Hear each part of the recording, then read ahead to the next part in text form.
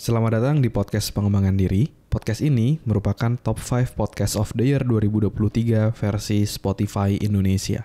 Agar kamu bisa mendapatkan manfaat maksimal dari podcast ini, pastikan kamu udah follow dan nyalakan loncengnya ya, biar kamu nggak kelewatan episode barunya. Selamat mendengarkan. Hai, saya Andreas Bordes, dan pada podcast kali ini saya mau ngebahas satu pertanyaan ya, atau satu curhatan dari salah satu pendengar podcast pengembangan diri yang masuk lewat direct message atau DM di Instagram saya di @andreasbordes ya. Jadi dia bertanya seperti ini. Nah ini dari @asyiflsd ya. Dia nanya gini, Kak, di usiaku yang ke-18 tahun ini, aku udah merantau ke Jepang. Tapi tahun pertama masih terasa sulit atau berat dalam bekerja. Karena baru pertama kali kerja dan langsung kerja di Jepang yang terkenal keras. Motivasi apa yang dapat saya dengar agar lebih semangat dalam bekerja? Terima kasih. Oke. Jadi Asyif ini saat ini 18 tahun dan merantau ke Jepang ya. Wah, luar biasa banget gitu ya. Masih muda udah merantaunya ke luar negeri seperti itu. Dulu saya 18 tahun masih apa ya? Baru lulus ini kali ya, baru lulus SMA ya, baru mau masuk kuliah gitu kali ya. Tapi Asyif memilih untuk merantau dan itu hal yang sangat luar biasa gitu ya, dapat kesempatan merantau ke Jepang. Nah, memang kalau di perantauan itu memang tidak selalu mudah gitu ya, karena kita pasti akan keluar dari zona nyaman kita gitu. Kalau kita dulu di kota tempat tinggal kita, mungkin di sana masih ada orang tua, masih ada bala bantuan, mungkin ada saudara-saudara di sana lengkap. Jadi dan kita juga udah tahu nih, kalau mau beli apa harus kemana, kalau mau apa harus kemana, kita udah kenal gitu, daerahnya, kotanya, negaranya, kita udah kenal gitu.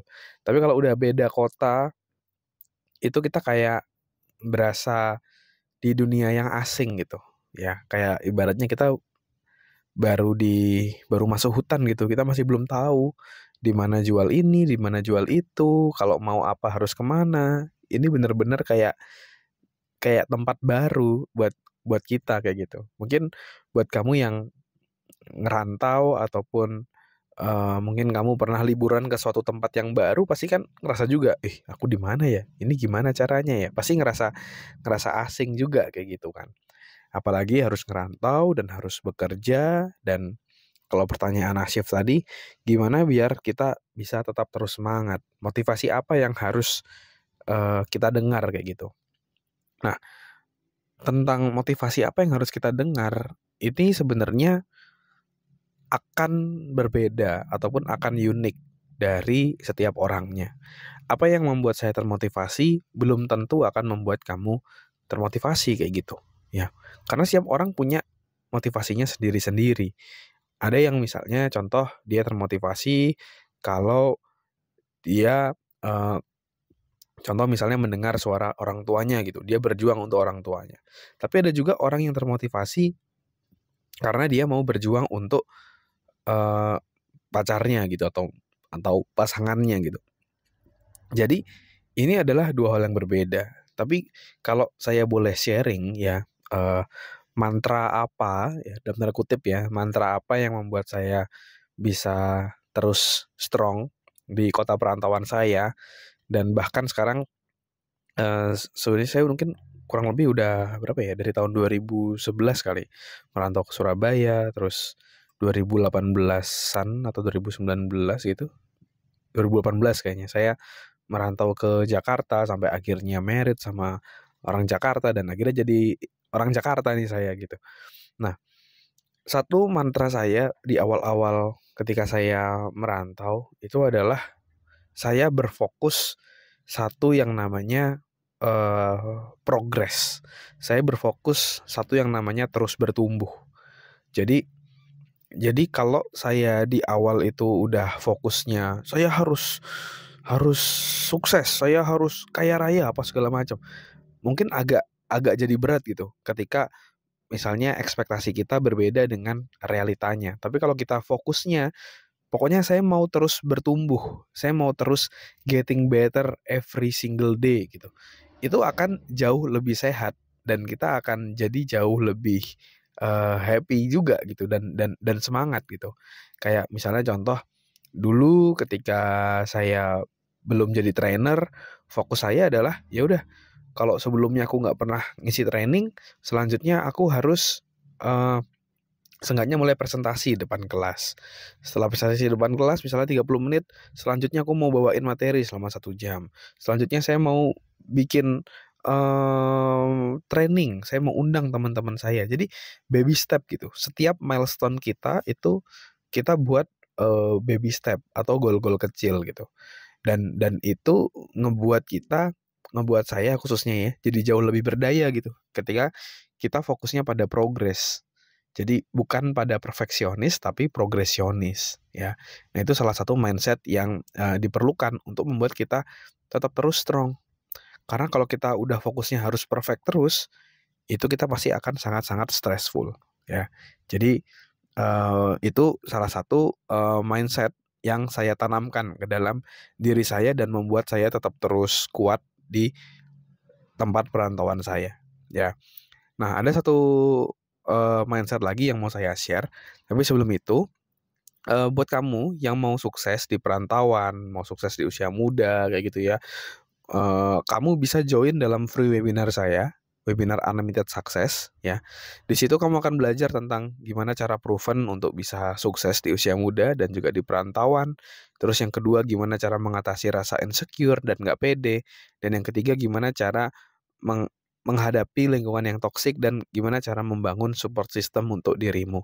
Nah, kamu bisa pelajari secara gratis di webinar Unlimited Success ya di hari Minggu tanggal 2 Juni nanti ya. Kamu silakan masuk ke selfdev.id garis miring webinar ya, selfdev.id garis miring webinar, atau kamu bisa klik link yang ada di deskripsi.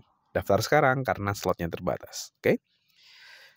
Nah, eh itu tadi prinsip yang pertama ya, fokus pada progres tapi bukan pada perfeksionis.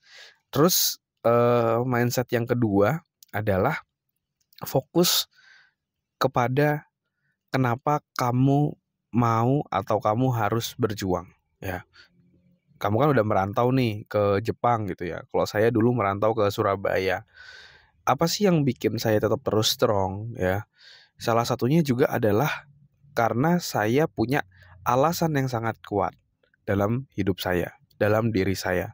Saya mau berjuang untuk ibu saya mau berjuang untuk keluarga saya udah pengen banget nggak ngerepotin orang tua saya lagi.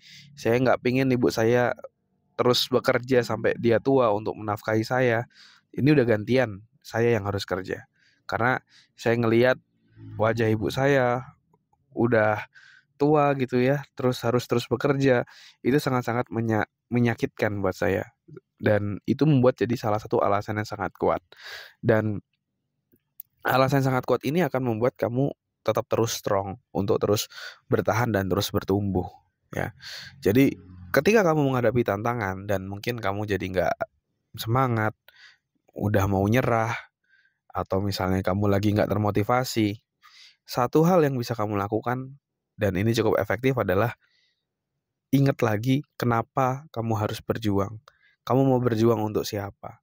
Dengan adanya seperti itu akan membuat kamu ingat lagi apa why-nya ya. Dan why itulah yang akan membuat kamu bergerak untuk menuju tujuanmu. Saran dari saya untuk membuat alasan yang sangat kuat dalam diri dan kamu bisa ingat terus setiap hari, coba kamu tuliskan kenapa kamu harus sukses di usia muda gitu ya. Kamu buat list gitu, misalnya 10 alasan, kamu tempel di dinding kamarmu ya, dinding atau kamu lagi di kos ya tempel di dinding kamar kosmu gitu dan kamu baca setiap hari ya, sehingga setiap hari ketika kamu mau beraktivitas kamu tahu dan menyadari kenapa kamu harus berjuang ya. Dan itu dua hal yang membuat saya tetap terus strong dan juga terus semangat di kota perantauan. ya. Semoga ini juga bisa ngebantu kamu. Tapi kalau misalnya 2 mindset tadi masih belum sesuai, coba kamu bisa pelajari juga dari orang-orang lain yang merantau, apa mindset-mindset mereka, dan kamu bisa terapkan yang cocok dalam hidupmu. Oke, mungkin itu dulu. Dan di akhir, selain mau ngingetin kamu buat join webinar, saya juga mau bagi-bagi nih. Jadi mau bagi-bagi buku Quarter Life Crisis Playbook ya, untuk 3 orang yang beruntung ya. Kamu bisa ikutin caranya dengan cara kamu bisa share episode podcast pengembangan diri. Bebas, episode mana saja yang kamu merasa dapat manfaat dari situ, kamu bisa share di Instastory, dan juga kamu bisa ceritakan apa yang paling kamu pelajari dari episode tersebut. Dan nanti di tanggal 26 Mei ya, kita akan umumkan siapa yang mendapatkan buku Quarter Life Crisis Playbook secara gratis. Oke? Mungkin itu dulu.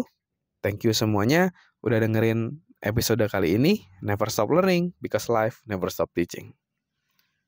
Terima kasih sudah mendengarkan episode podcast pengembangan diri. Kalau kamu merasa mendapatkan manfaat dari podcast ini, kamu bisa share ke temanmu, sahabatmu, saudaramu, gebetanmu, pacarmu, atau siapapun orang terdekatmu, kamu bisa share. Siapa tahu dari episode yang kamu share, itu bisa ngebantu dia untuk melewati tantangan yang dihadapinya dalam hidup. Semoga bermanfaat ya. Never stop learning because life never stop teaching.